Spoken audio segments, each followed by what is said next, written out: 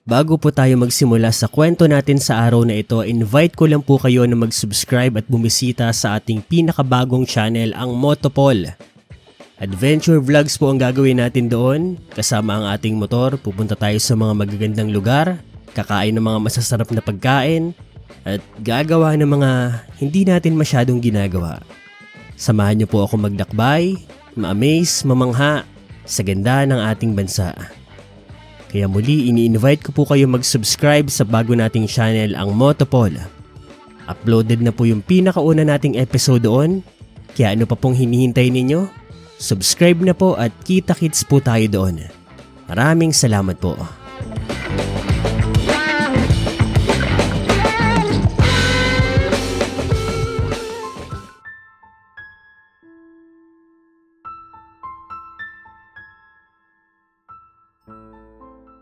Boss, baka naman. Baka may extra ka pang trabaho na pwedeng mabigay sa akin. Kailangan ko lang talaga eh. Manganganak na kasi yung asawa ko at kailangan ko pang makaipon ng pera. Kulang na kulang to kahit malaki na eh. Pasensya na talaga boss, hindi ko alam kung saan ako lalapit. Sigurado ka? Kaya mo bang tumanggap ng mas malalaking trabaho? Oo naman boss, kahit kanino, kilala mo naman ako. Matagal na tayong magkasama sa transaksyon at hindi pa kita napahiya. Sabi mo yan. Bumalik ka dito bukas. Ganitong oras din. Talaga boss? Salamat boss, salamat. Pangiti akong umalis doon sa isang iskinita na iyon sa may Pasay. Pero habang naglalakad ako, yung mga ngiti ko ay unti-unting nawawala. Hanggang kailan ako ganito? Hanggang kailan ko ipapalamon sa mag-ina ko, sa pamilya ko, ang perang nagmula sa marumi. Yan ang tumatakbo sa isipan ko habang naglalakad ako. Napapaluha, pero may galit. Wala akong ibang pagpipilian. Bago tayo magpatuloy, Sir Paul, itago niyo ako sa pangalang Norman. Tunay ko yung pangalan pero hindi buo. Naganap ang karanasan ko na ito, 1999. Itong karanasan na ito ang nagmulat din sa akin, ang nagtama sa lahat ng kamalian ko, ang nagbago sa buhay ko. Lumaki ako na walang mga magulang. Hindi literal kasi may mga magulang ako, pero parang wala na rin kasi hindi naman nila ako inaalagaan. Bata pa lamang ako, laman ako ng lansangan, at kung hindi ako kikilos ng sarili, hindi ako makakakain. Wala silang kwenta. Hanggang sa nagbinata, nagkaroon ng sariling pamilya, nagkaroon ng asawa, isang anak, at nabuntis ko pa ang asawa ko. Sa madaling sabi, magiging dalawa na ang anak ko noon kaya problemado ako. Hindi po ako nakapag-aral. Wala naman nagpaaral sa akin eh. Dapat ang mga magulang natin ang gagabay sa atin, di ba? Pero wala nga, di ba? Wala akong ganun. Kaya naman lumaki akong madiskarte. Dati ginagawa ko pa ang lahat para maging tapat, para malinis. Pero dumating na rin yung panahon na hindi ko na kinakaya, hindi na rin sapat. Kaya natuto akong kumapit sa patalim. Magnakaw, mang-snatch, naranasan ko na ring mang-hold up. Dahil makailang ulit na akong labas sa kulungan noon, nagpasya akong gumalaw ng mas maingat. At doon ko nakilala ang isang lalaki sa Pasay na tatawagin na lang po natin sa pangalang Gudo. Si Gudo ay tinatawag kong boss. Dahil siya ang nagpasok sa akin sa isang samahan kung saan nagbebenta ng mga ilegal na droga. Kung ilalarawan ko si Gudo, bata pa siya kung titignan. Parang 30, parang ang 20 lang din eh. Pero base sa kanya, mahigit 50 anyos na daw siya. Hindi ako naniniwala noon kasi kaduda-duda talaga. Ang bata niya kasi talagang tignan. Tapos ang linis-linis niya, ang sari-sariwa ng mukha niya. Samantalang kami na mga tauhan niya, para kaming mga pulube. Ang iitim, ang may pawis, dugyot. Siya, preskong-presko. Ganun pa man wala siyang pakailam sa mga itsura namin. Basta maingat kami sa mga pinapatrabaho niya. Ang pagdadala o pagtutulak ng droga, Pasintabi po sa mga nakikinig. Gabayan niyo po ang mga bata at kung bata ka pa, magpagabay ka sa nakakatanda sa'yo. Hindi maganda ang droga. Wala itong naidudulot na tama sa tao. Iwasan niyo na hanggat maaga pa o wag na wag yung susubukan kahit gaano kalaki ang problema ninyo. Matagal na ako naging tauhan ni Gudo noon. Mahigit 1 taon na rin. Hindi naman kasi araw-araw ay may trabaho. Sabihin na natin sa 1 buwan, 3, swerte na 5 o 6. Pero malalaki ang bigayan noon kapag nakatapos ka ng trabaho. Kaya kapag wala akong trabaho sa kanya, madalas rumarakit ako. Ngayon legal na. Kumbaga, yung side hustle ko na lang noon yung illegal pero yon ang pinakamalaking pinagkakakitaan ko. Hanggang sa dumating na nga yung panahon na kailangan ko ng ekstrang pera kasi kagagaling lang ng panganay ko sa sakit noon at yung ipon sana namin para sa panganganak ng bunso ko naubos. Kaya lumapit ako kay Bossing Gudo. At buti, meron daw siyang may aalok na trabaho sa akin. Kinabukasan noon, 10:00 ng gabi, pinuntahan ko ang kuta niya. Isang tago itong iskinita sa may Pasay. Akala mo tipikal na mga daanan lang. Pero lugar yun ng mga adik. Lugar na mga ipinagbabawal na substansya. Marlon, ba't nandito ka? Kabibigay lang sa'yo nung nakaraan ng trabaho pinatawag ako ni boss may sasabihin daw.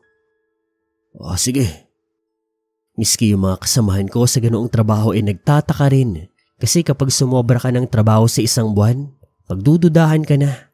Ayaw pa naman nila ng lamangan. Nang marating ko ang bahay ni Gudo, agad akong pumasok. Maraming mga tao doon. Boss, magandang gabi. Diyan ka na pala, Norman. Sandali lang Usapin ko lang to. Sige boss, walang problema. Ilang minuto din ako naghintay. Pagkatapos umalis ng kausap niya, isinarado niya ang pinto. Ano, Norman? Gusto mo ba na mas malaking trabaho? Oo, boss. Eto ang bayad. Bayad na kagad. Ayaw mo? Gusto, boss. Ang laki naman ito. Hindi basta-basta itong trabaho na to Kailangan mo tong ingatan. Mas malaki pa ang halaga nito kumpara sa mga normal na tinatrabaho mo. Meron pong inabot na malaking styrobox si boss. Yung lalagyan ng yelo kapag may halo-halo. Ganun. Mabigat po ito. Malamig. Nagyelo. May basa. Pero hindi ko alam kung anong loob kasi nakapackaging tape ito. Silyadong-silyado. Ano to, boss? Di mo na kailangan malaman. Dalhin mo yan sa address na to. Ngayon din, naghihintay na yung pagdadalan mo. Kapag natuwa sa iyo yung pagdideliveran mo niyan, baka bigyan ka pa ng bonus. Talaga, boss? Malis ka na. Tuwang-tuwa ako noon kasi ang laki talaga ng halaga.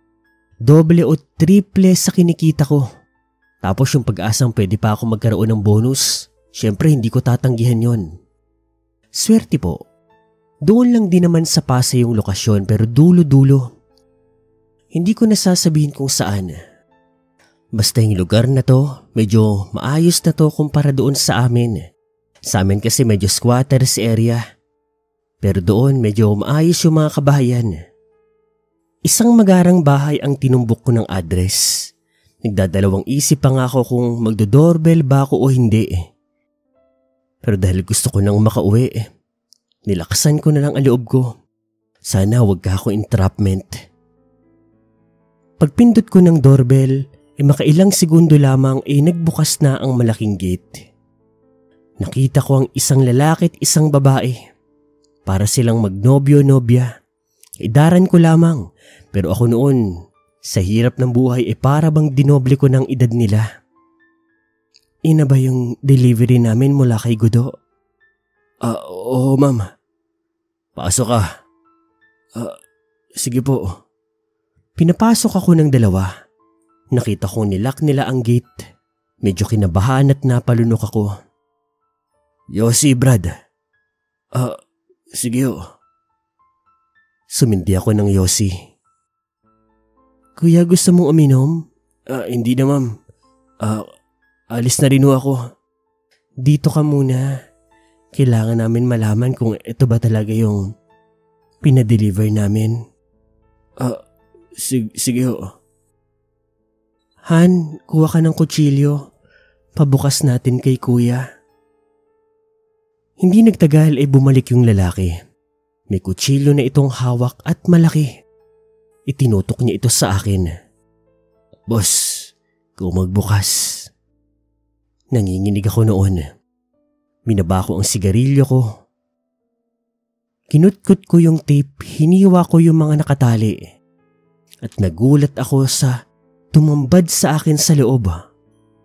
May mga hilaw na karne.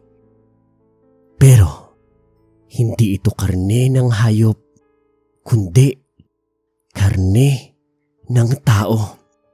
May braso ng tao, hita, mga daliri, kamay, mata, ilong, tenga. May ari pa. Hindi na ako nakasigaw. Kahit gusto ko, talagang natigilan ako. Lalo pa nang makita ko sila. Nang bigla nilang sinagbang yung mga karning yon. Kain kong kain talaga. Talsik kong talsik. Dugo kong dugo. Ako, napapaatras na lang ako noon. Di ko alam ang gagawin. Gusto ko nang tumakbo, gusto kong umalis pero napakalimitado ng galaw ko. Nakita kong unti-unti nagbabago yung mukha ng dalawa. Mula sa normal na tao, parang kumukulubot ang kanilang mga balat. Umiitim at tinutubuan ng mga balahibo. Umalis ka na, boy. Ayun yung susi. Si Godo, katulad din namin siya. Kunin mo yung sobre. Bayad namin yan sa'yo. Doon ay natauhan na ako. Kinuha ko yung sobre pati susi. Binuksan ko yung gate at umalis ako doon. Takbo ko ng takbo. Pawis na pawis ako, kinakabahan ako, takot na takot ako. Hindi ko alam ang gagawin. Pag uwi ko sa bahay, ang una kong ginawa, nag-impake ng mga gamit. Hindi naman karamihan yun. Kasi nangungupahan lang din naman kami. Sinabi ko sa misis ko at sa anak ko kailangan naming umalis ora mismo.